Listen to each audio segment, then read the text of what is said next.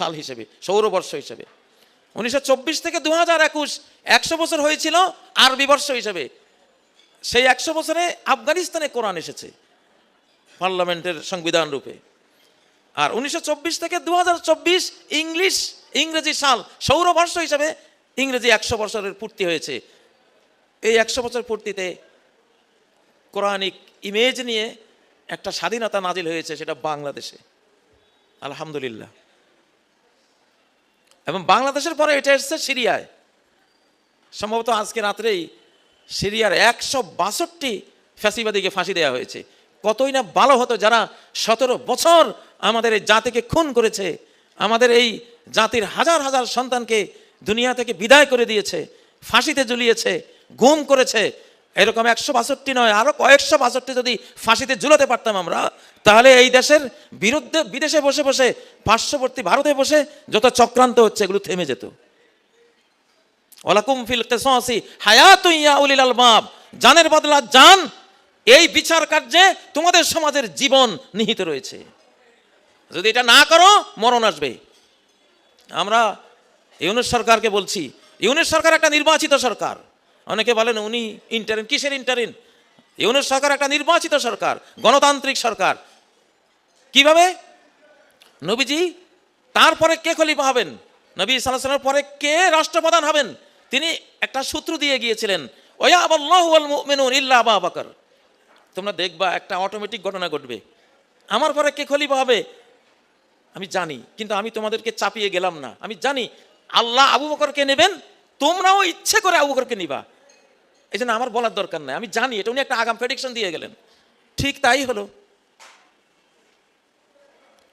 আবু বকর, উমর হাত বাড়ালেন, আবু বকর তুমি প্রেসিডেন্ট, খলিফা।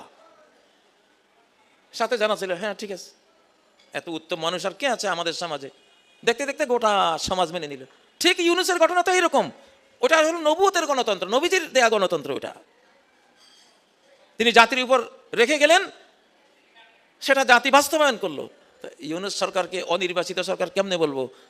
ওটা সর্বোত্তম সর্বশ্রেষ্ঠ যে গণতন্ত্র রাসূল রেখে গিয়েছিলেন উম্মতের জন্য, সেই ধারা ডক্টর ইউনূসকে আমরা নির্বাচন করতে পেরেছি, আলহামদুলিল্লাহ। এটা আমাদের গৌরব।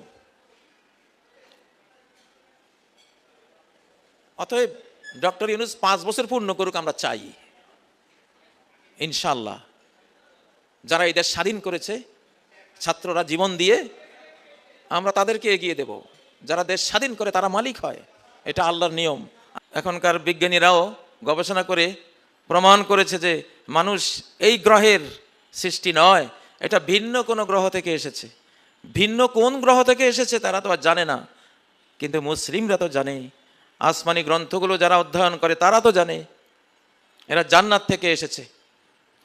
अगर समझा मेरे शकवे को तू रिदवान समझा मुझे जन्नत से निकाला हुआ इंसान समझा। আমরা জান্নাত থেকে বহিষ্কৃত মানুষ। জান্নাত উপরে, জাহান্নাম নিচে। আমরা উপর থেকে এসেছি উপরে চলে যাবার জন্য, কিন্তু যদি এখানে এসে উপরকে ভুলে যাই, জান্নাতকে ভুলে যাই, তাহলে নিচে চলে যেতে হবে। আবার যদি ভুল করি, এক ভুল তো উপরে আমরা করেছি, বাবা ভুল করেছে মানে আমরাই ভুল করেছি, আমরাও তাই করতাম। ইন্নাল ওয়ালাদা সিররুল লিআবি, বাবা যা করে ছেলেরাও সুযোগ পেলে সেটাই তো করতো বা করবে। সেই হিসাবে আমরাও আসামি। জাহান্নাম তো সোজা মাটির নিচে, ভূগর্ভের মাঝখানে যে সূর্যের তাপমাত্রার চেয়েও আরো কঠিন যে আগুন, এটা তো জাহান্নাম। সিজ্জিন, কাল্লা ইন্না কিতাবাল ফুজ্জার লাফি সিজ্জিন, ফাসেক ফাজিরদের যেই কিতাব, তাদের লিস্ট, সেটা হলো সিজ্জিনের মধ্যে। সিজ্জিন কোথায়? তাহাতাল আরদি সাবিআ, এই ভূপৃষ্ঠের 7ম স্টেজের নিচে, সেটাই জাহান্নাম। এটা জাহান্নামের এরিয়া। আমরা যেখানে আছি প্রথম আকাশের নিচে, এটা সিঙ্গার ফুৎকারের পরে টোটাল জাহান্নামের এরিয়া পরিণত হবে। আপনি যদি এই জাহান্নামের এরিয়া থেকে বাঁচতে চান, তাহলে অবশ্যই আপনার জন্য একটা মহাকাশ যান লাগবে। সেই মহাকাশ যানটি হলো কোরআন। ইন্নাল্লাহা ইয়ারফা বিহাযাল কিতাবে আকওয়ামান, আল্লাহ এই কিতাব দিয়ে বহু জাতিকে উপরে তুলে নেবেন। উপরে তুলে নেওয়া মানে মর্যাদাগত উপরে তুলে নেওয়া, এটাও ফিজিক্যালি উপরে তুলে নেওয়া, এটাও। এটা মহাকাশ যান। আল কোরআন হাবলুল্লাহ, কোরআন আল্লাহর রশি। তরফুহু বেয়াদিল্লাহ, এই রশির এক প্রান্ত আল্লাহর হাতে। অতরফুহু বেআইদিকুম, আরেক প্রান্ত তোমাদের হাতে। এটাকে আঁকড়ে ধরো, আল্লাহ টেনে উপরে তুলবেন। যেহেতু কোরআনের মাস এটি, জাকাতের কথাও তো কোরআনে এসেছে। জাকাতে প্রবেশ করার আগে এই জন্য কোরআনে প্রবেশ করলাম, না হলে হক আদায় হয় না। আল কোরআনু শাফিউন মুশাফফা, সহিহ হাদিস, নাসিরুদ্দিন আলবানীর সহিহ হাদিস সিরিজের হাদিস, যে কোরআন সুপারিশকারী, যে সুপারিশ আল্লাহ কবুল করবেন।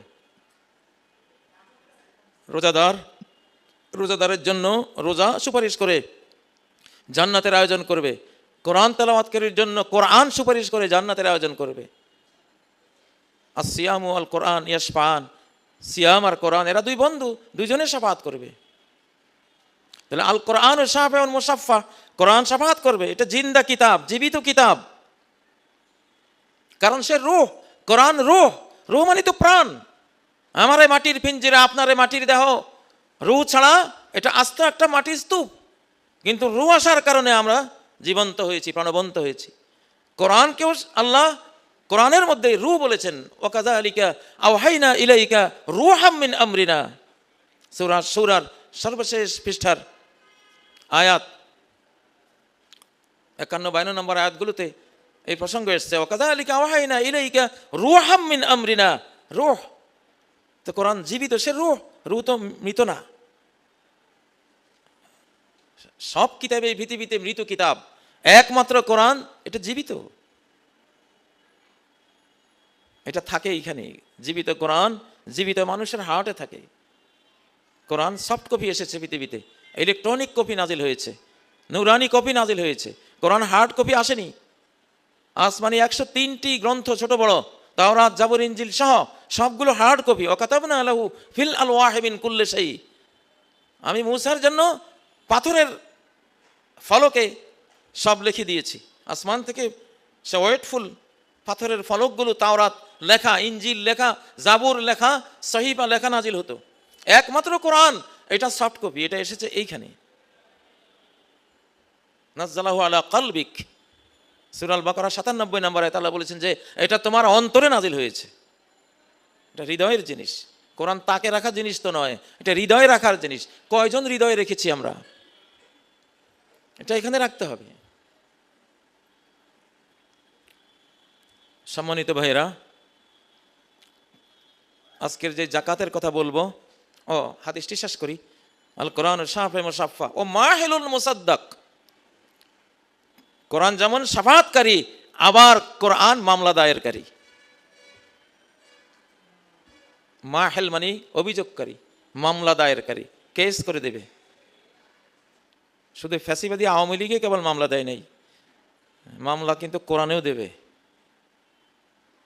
আর 6 দফা মামলা। কোরআন যে পড়ে নাই তার বিরুদ্ধে মামলা, যে পড়লো বুঝলো না তার বিরুদ্ধে মামলা, যে পড়লো বুঝলো আমল করলো না তার বিরুদ্ধে মামলা, পড়লো বুঝলো আমল করলো কিন্তু কোরআন শেখালো না, কোরআনের দিকে ডাকলো না, তার বিরুদ্ধেও মামলা। পড়লো বুঝলো আমল করলো, মানুষকে শেখালো, কোরআন থেকে যাবতীয় শেফা, দৈহিক রোগের শেফা, মনোরোগের শেফা, সমাজ ব্যাধির শেফা, বিশ্ব ব্যাধির শেফা নিল না, তার বিরুদ্ধে মামলা।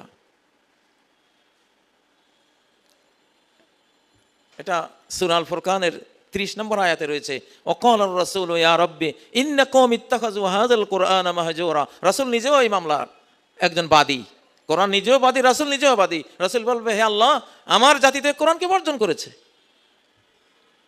আল্লাহ রাসূলের সারা জীবনের পাঠ্য বই মানে উনি যা অন্তরে ধারণ করেছেন, উনি তো কিতাব পড়েন নাই, দেখে দেখে কিতাব থেকে পড়েন নাই, জিবরাইল দিয়েছে, উনি মুখস্থ করেছেন, মুখ দিয়ে বলেছেন, হৃদয় দিয়ে অনুভব করেছেন।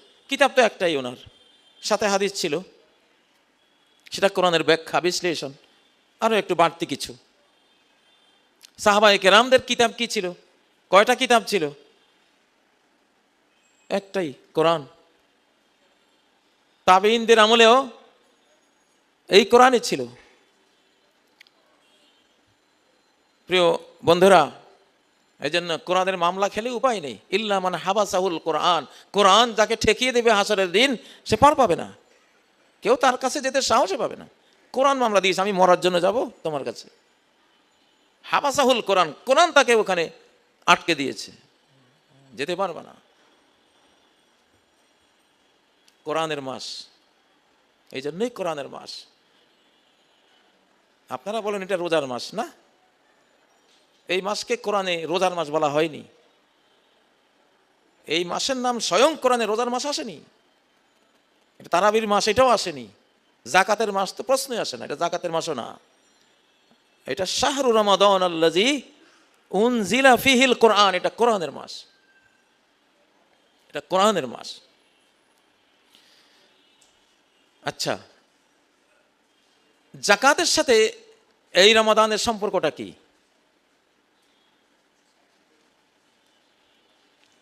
কোরআনের কোনো আয়াতে রমাদানের সাথে জাকাতের সম্পর্ক নাই। কোরআনের কোনো আয়াতে রমাদানের সাথে জাকাতের সম্পর্ক আসেনি। নবীজির কোনো হাদিসেও রমাদানের সাথে জাকাত, যে রমাদানে তোমরা জাকাত আদায় করো, যে কমন জাকাত, ওসর জাকাত, ব্যবসায়িক জাকাত, আমার নজরে আমি দেখি নেই, একটা হাদিসেও দেখি নেই যে রমাদানের সাথে জাকাতের সম্পর্ক। জাকাতুল ফিতরের সম্পর্ক আছে অনেক হাদিসে, সহিহ হাদিসে, বুখারীতে আছে, মুসলিমে আছে, আবু দাউদে আছে, তিরমিজি, নাসাই, সব কিতাবে আছে। সেটা হলো একটা স্পেশাল জাকাত, জাকাতুল ফিতর, সাদাকাতুল ফিতর। রমাদানের সাথে ওটার সম্পর্ক, যেটা আপনার তুহরাতাল লিস-সাইমি মিনাল লাগবি ওয়ার রাফাস, রোজার মধ্যে কোনো বেহুদা কাজ হয়েছে কিনা, কোনো অশ্লীল কাজ হয়েছে কিনা, সেই জাকাতটা এসে রোজাদারকে পবিত্র করবে, ওটা রোজার স্বার্থে।